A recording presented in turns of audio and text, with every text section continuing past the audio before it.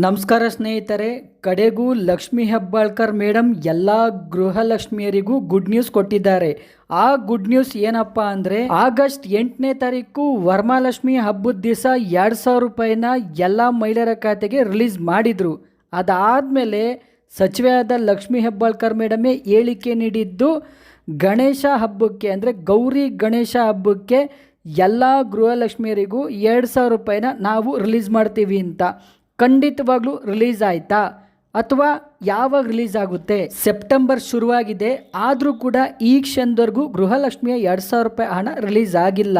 ಸ್ನೇಹಿತರೆ ನೋಡಿ, ಮೊದಲಾದರೆ ಸರ್ಕಾರದಿಂದ ನೇರವಾಗಿ ಈ ಏನಿದೆ ಮಹಿಳಾ ಮತ್ತು ಮಕ್ಕಳ ಕುಟುಂಬ ಕಲ್ಯಾಣ ಇಲಾಖೆ, ಇದಕ್ಕೆ ಡೈರೆಕ್ಟಾಗಿ 2,500 ಕೋಟಿ ರೂಪಾಯಿ ರಿಲೀಸ್ ಆಗ್ತಾ ಇತ್ತು.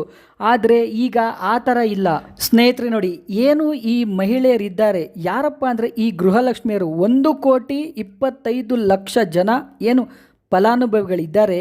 ಇವ್ರ ಖಾತೆಗೆ ಮೊದಲು ನೇರವಾಗಿ ಹಣ ಸರ್ಕಾರ ರಿಲೀಸ್ ಮಾಡ್ತಾ ಇತ್ತು, ಆದರೆ ಈಗ ಆ ಥರ ವ್ಯವಸ್ಥೆ ಇಲ್ಲ.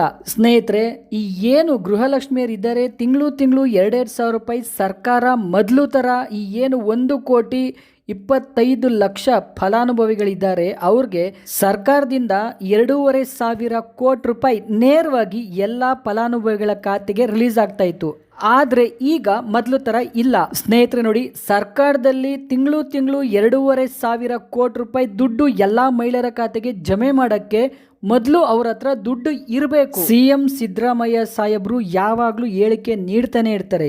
ಏನಂತಪ್ಪ ಅಂದರೆ ನೋಡಿ, ನಾವು ಬಜೆಟಲ್ಲಿ ಎಲ್ಲ ಗೃಹಲಕ್ಷ್ಮಿಯರಿಗೆ ಅಂತಾನೆ 56,000 ರೂಪಾಯಿ ಕೋಟಿ ರೂಪಾಯಿನ ಎತ್ತಿಟ್ಟಿದ್ದೀವಿ ಅಂತ. ನೋಡಿ, ನಿಜವಾಗ್ಲೂ ಎತ್ತಿಟ್ಟಿದ್ರೆ ತಾನೇ ಅವ್ರು ಕೊಡೋಕ್ಕೆ. ನೋಡಿ ಸ್ನೇಹಿತರೆ, ನೀವೇನು ತೆರಿಗೆ ಕಟ್ತೀರಾ ಅಥವಾ ಏನು ವಸ್ತು ಪರ್ಚೇಸ್ ಮಾಡ್ತೀರಾ ಅದರಲ್ಲಿ ಬರುವಂತಹ ದುಡ್ಡಿಂದನೇ ಸರ್ಕಾರ ಎಲ್ಲ ಗೃಹಲಕ್ಷ್ಮಿಯರಿಗೂ ಕೂಡ 2,000 ರೂಪಾಯಿ ಹಣನ ತಿಂಗಳ ಕೊಡುತ್ತೆ. ನೋಡಿ ಸ್ನೇಹಿತರೆ, ಸರ್ಕಾರದ ಬಳಿ ಸದ್ಯಕ್ಕಂತೂ ದುಡ್ಡಿಲ್ಲ ಅನಿಸುತ್ತೆ. ಅವ್ರಿಗೆ ತೆರಿಗೆ ಸಂಗ್ರಹ ಆದ ಮೇಲೆ ನಿಮ್ಗೆಲ್ರಿಗೂ ಖಂಡಿತವಾಗ್ಲೂ ಗೃಹಲಕ್ಷ್ಮಿಯ 2,000 ರೂಪಾಯಿ ಹಣನ ಜಮೆ ಮಾಡ್ತಾರೆ. ನೋಡಿ ಸ್ನೇಹಿತರೆ, ಸರ್ಕಾರದಿಂದ ಈ ಕ್ಷಣದವರೆಗೂ ಮಹಿಳಾ ಮತ್ತು ಮಕ್ಕಳ ಕುಟುಂಬ ಕಲ್ಯಾಣ ಇಲಾಖೆಗೆ ಇನ್ನೂ 2,500 ಕೋಟಿ ರೂಪಾಯಿ ದುಡ್ಡು ರಿಲೀಸ್ ಆಗಿಲ್ಲ. ಆ ದುಡ್ಡು ರಿಲೀಸ್ ಆದಮೇಲೇನೆ ನಿಮ್ಮ ಎಲ್ಲರ ಖಾತೆಗಳಿಗೂ 2,000 ರೂಪಾಯಿ ಜಮೆ ಆಗೋದು. ಅದಕ್ಕೆ ಇನ್ನೊಂದು ವಾರ ಆದರೂ ಖಂಡಿತವಾಗ್ಲೂ ಕಾಯಲೇಬೇಕು. ಇದೇ ಥರ ಹೆಚ್ಚಿನ ಮಾಹಿತಿಗಳನ್ನು ನೋಡಲು TV2 ನ್ಯೂಸ್ ಚಾನಲನ್ನು ಸಬ್ಸ್ಕ್ರೈಬ್ ಮಾಡಿಕೊಳ್ಳಿ.